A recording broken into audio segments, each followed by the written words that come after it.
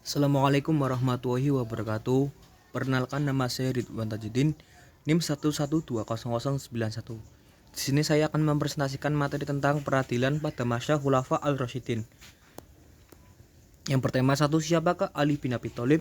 Yang kedua, siapa pemerintahan dan kebijakan politiknya? Yang ketiga, peristiwa-peristiwa penting yang terjadi pada masanya.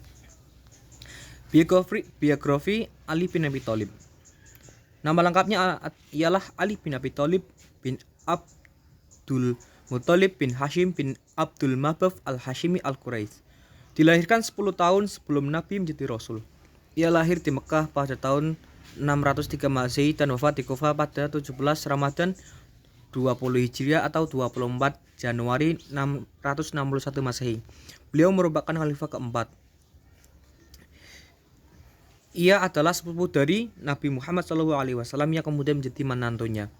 Ayahnya Abdul Thalib bin Abdul Muthalib bin Hashim bin Abdul Manaf adalah kakak kandung ayah Nabi Muhammad SAW. Abdullah bin Abdul Muthalib, ibunya bernama Fatimah binti Asad bin Hashim bin Abdul Manaf. Sewaktu lahir ia diberi nama Haidarah oleh ibunya. Nama itu kemudian diganti ayahnya menjadi dengan Ali. Ali dikenal sangat sederhana dari Zahid dalam kehidupan sehari-hari. Tidak tampak perbedaan dalam kehidupan rumah tangganya antara sebelum dan sesudah diangkat sebagai khalifah. Kehidupan sederhana itu bukan hanya diterapkan kepada dirinya, melainkan juga kepada putra-putrinya. Yang kedua, sistem pemerintahan dan kebijakan politiknya. Dalam suasana yang masih kacau, akhirnya Ali dibaiat. Pembaiatan dilakukan pada tanggal 25 Zulhijjah 33 Hijriah. Baiat berlangsung di Masjid Nabawi. Zubair ibnu Awam dan Talha ibnu Ubaidillah mengangkat baiat dengan terpaksa, dan justru keduanya mengajuk syarat di dalam baiat itu bahwa Khalifah Ali akan menegakkan keadilan terhadap para pembunuh Khalifah Utsman bin Affan. Meskipun pembaiatan Ali berjalan mulus dan lancar, akan tetapi ada beberapa kelompok dari kalangan kaum muslimin saat itu dalam menyikapi kekhalifahan Ali bin Abi Thalib. Pertama, kelompok yang melarikan diri dari Madinah menuju Syam segera setelah terbunuhnya Utsman dan menghindari ikut campur dalam pembaiatan pengangkatan khalifah. Kedua, kelompok menangguhnya pembaiatan terhadap Ali dan menyatakan menunggu perkembangan situasi. Di antaranya adalah Sa'ad bin Abi Waqqaf, Abdullah bin Sabit, Muhammad bin Salamah, Utsman bin Said, dan Salamah bin Salman bin Raqis. Nah, kedua, sistem pemerintahan dan kebijakan politiknya lagi. Yang ketiga, kelompok yang sengaja tidak mau memberikan baiat kesetiaannya kepada Ali bin Abi Thalib meskipun mereka tetap berada di Madinah saat pembaiatan Ali. Keempat, kelompok sahabat penduduk Madinah yang menunaikan ibadah haji pada tahun ini atau pada tahun itu dan belum pulang saat terjadi pembaiatan. Segera setelah dibaiat, Ali mengambil langkah-langkah politik, yaitu memecat para pejabat yang diangkat Utsman, termasuk di dalamnya beberapa gubernur, dan menunjuk penggantinya. Yang kedua, mengambil tanah yang telah dibagikan Utsman kepada keluarga dan kaum kerabatnya tanpa alasan yang benar.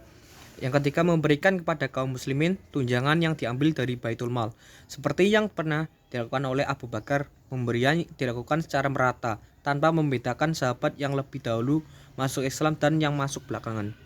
Yang keempat, mengatur tata laksana pemerintah untuk mengembalikan kepentingan umat dan meninggalkan kota Madinah dan menjadikan Kufah sebagai pusat pemerintah.